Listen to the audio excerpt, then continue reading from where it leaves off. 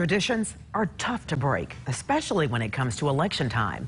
This is the final week of early voting, and a local Get Out the Vote group says they're not getting the info they need. They say the Shelby County Election Commission isn't releasing numbers on early voting every day.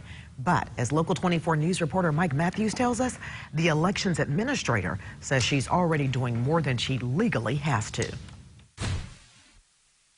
Well, the turnout's been pretty small, but it's still early voting time, and every day they're supposed to tabulate the number of voters and put them online so people can see who's done what.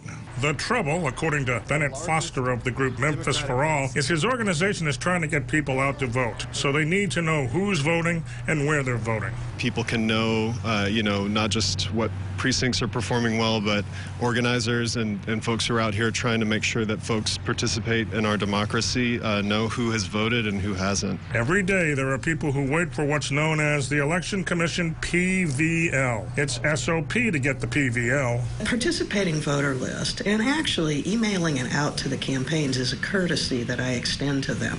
By law, all I have to do is print it out and put it on my counter, and they can come down and look at it. Linda Phillips of the Elections Commission says she is continuing to try and get the figures out. She's even testified before Shelby County Commissioners that her office is shorthanded, and during election times, they're called on to work long hours to get to do what they need to do. This participating voter list, the PVL, remember? It's pretty important. She admits that. It's basically used by campaign. It's simply a list of the people who have voted that day at what location. I list the voter's name, their address, the precinct they voted in, and the location they voted in. That's the info that Bennett Foster wants. We go door knocking and we call people and text and just remind them and support them in voting if they need a ride, talk about how to get them there and let them know the information they need to vote. Linda Phillips says simply, she's doing the best she can. In Memphis, Mike Matthews, Local 24 News.